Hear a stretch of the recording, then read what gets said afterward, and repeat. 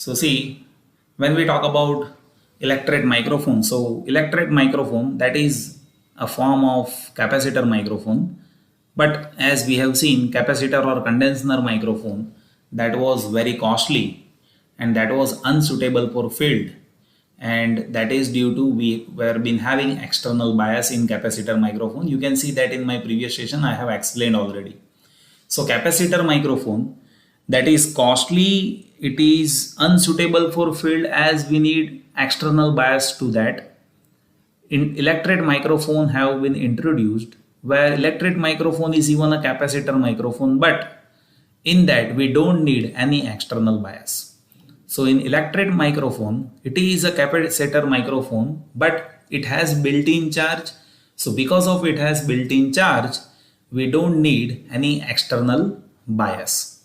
So in capacitor microphone, when you have been having capacitor microphone 50 to 100 voltage that we need to give it to it, so it was actually unsuitable for field. While as if you have electret microphone, you don't need that external bias, right? As we have some material, I'll explain you Teflon material that we have it in its structure, which is having built-in charge, and that built-in charge is been utilized to avoid external bias supply.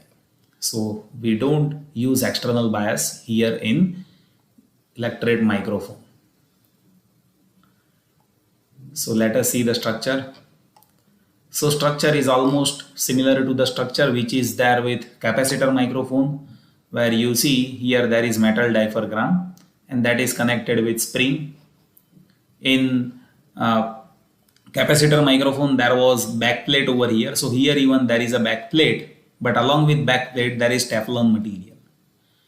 Now see this Teflon material that is having built-in charge, and that built-in charge is negative. You can see this is Teflon material with blue color that is having built-in charge over here, and that built-in charge is negative. So as this built-in charge is negative with this Teflon material, this metal diaphragm that will be having positive charge. So this negative and positive charge will generate voltage. Now this voltage is actually V is equals to Q by C, and as V is equals to Q by C, that voltage is depending on capacitance. Now when sound is applying pressure over here, built-in charge is constant, that Q is constant. As per sound pressure from here, this metal diaphragm will move like this. And as this metal diaphragm move like this capacitance C, that is C is equals to epsilon 0 epsilon r A by D. The value of capacitance C will change with the change in D. So when this metal diaphragm is moving inside, D will decrease, and as D decreases, C is equals to epsilon 0 epsilon r A by D, that will increase. And as this diaphragm move outside, this D will increase, and as D increases, capacitance will decrease as C is equals to epsilon 0 epsilon r A by D. If D increases, C will decrease. And as we have said, like C, voltage V is equals to Q by C, where Q is constant. If C increases, V will decrease, and if C decreases, V will increase, and that will generate electrical signal. So this is how this complete structure is there, and that is how it will generate electrical signal. So this electret microphone, that is a version of capacitor microphone, but only difference is we have built-in charge, and that is what provided by having this Teflon layer over here. So Teflon layer is providing fixed charge, right? And because of that, we don't need any external bias supply. So this is about structure of electret microphone. Now let us see the working. Now see, insulating material, that is what Teflon material, which we are connecting it with black back plate, and it can trap large quantity of fixed charge, and it can retain it for longer time. So it can trap large quantity of fixed charge and it can retain it for longer time. we don't need any external bias because of this Teflon material. Backplate is coated with thin layer of Teflon. That Teflon is negatively charged at a time of manufacturing, and this charge remained trapped for a longer period, and because of it has negative charge, on diaphragm there will be positive charge. So as this is having negative charge, diaphragm will be having positive charge. Now positive charge on diaphragm and negative charge on Teflon will establish electric field in a gap in between two plates.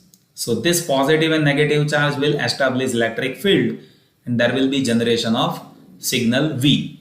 So sound pressure will change capacitance as we have discussed.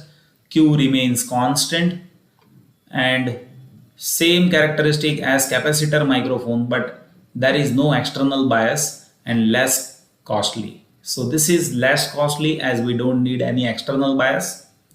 Its working is same, its characteristic is almost identical to capacitor microphone. This is even capacitor microphone, but here we don't use external bias. So this is what the basic difference which is there in between electret microphone and condenser or capacitor microphone. It is sensitive to temperature and humidity, so which may cause leakage of charge. So this microphone is sensitive to temperature and humidity, and that may result into leakage of charge.